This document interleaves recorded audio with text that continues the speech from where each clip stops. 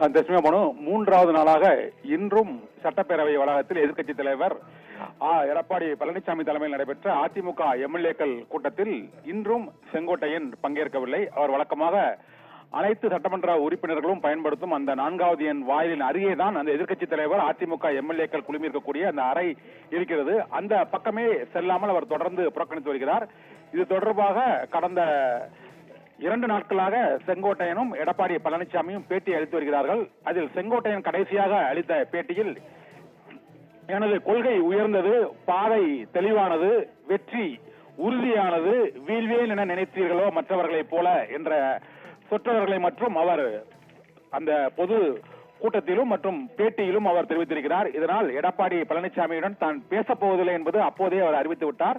அவர் என்னை பார்க்காதது மற்றும் கூட்டத்தில் கலந்து கொள்ளாதது தொடர்பாக அவரிடமே கேளுங்கள் என்று எடப்பாடி பழனிசாமி நேற்று முன்தினம் வேளாண் பட்ஜெட் தாக்கல் செய்யப்பட்ட பிறகு அளித்த பேட்டியின் போது ஆவேசமாக எடப்பாடி பழனிசாமி தெரிவித்தார். இதனால் எடப்பாடி பழனிசாமியை நேரடியாக சந்திப்பதை தொடர்ந்து அவர் தவிர்த்து வருகிறார். அதிமுக எம்எல்ஏக்கள் கூட்டத்தையும் அவர் கலந்து கொள்வதில்லை. இதனால் அதிமுகவில் செங்கோட்டையன் தலைமையில் புதிய அணி அங்கு உருவாகுமா அல்லது ஏற்கனவே உள்ள ஓபிஎஸ் அணியோடு அவர் இணைவாரா என்று பல்வேறு சந்தேகங்கள் எழுந்திருக்கின்றன.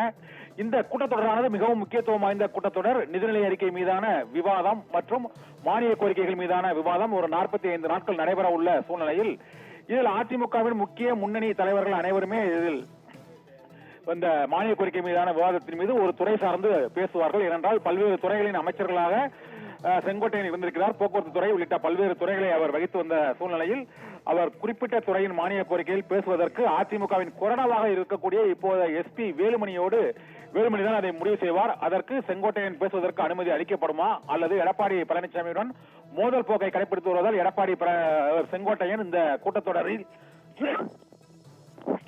பேசுவதிலிருந்து அவர் புறக்கணிக்கப்படுவாரா என்பது உள்ளிட்ட முடிவுகள் இந்த கூட்டத்தொடரில் தான் தெரிய வரும். இதனால் தொடரும் மோதலால் அதிமுகவில் கோஷ்டி பூசல் ஒரு புதிய கட்டத்தை எட்டி இருக்கிறது. இதில் செங்கோட்டையன் தனித்து தன்னந்தனியே இயங்குவாரா, அவரோடு சில அதிருப்தியாளர்களும் இணைந்து இயங்குவார்களா என்று எதிர்பார்க்கப்படுகிறது. ஏனென்றால் சபாநாயகருடன் செங்கோட்டையனுடன் மேலும் 5-6 சட்டமன்ற உறுப்பினர்கள் நேரடியாக அவரை சந்தித்து பேசியிருக்கிறார்கள்.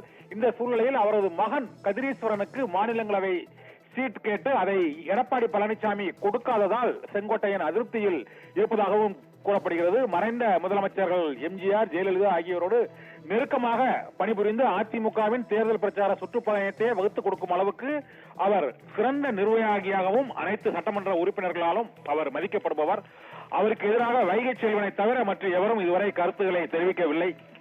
இருந்த போதிலும் வைகை செல்வன் கூட அவரது பெயரை குறிப்பிட்டு எந்த கருத்தும் தெரிவிக்கவில்லை. செங்கோட்டையனை பொறுத்தவரை எனது கொள்கை உயர்ந்தது, பாதை தெளிவானது, வெற்றி உறுதியானது, நான் வீழ்வேன் என நினைத்தீர்களோ வீழவே மாட்டேன் என்று அவர் கூறியிருக்கிறார். இதனால் பாரதிய ஜனதா கட்சியையும் அண்மையில் பிரதமர் நரேந்திர மோடியும் புகழ்ந்து பேசியிருப்பதால் பாஜக ஆதரவு நிலைப்பாட்டை அவர் முன்னரே எடுத்து அதிமுகவில் மற்றும் ஒரு பிளவுக்கு வழிவகுப்பாரா என்று இந்த கூட்டத்தொடரின் முடிவில் தான் தெரிய வரும். பானு.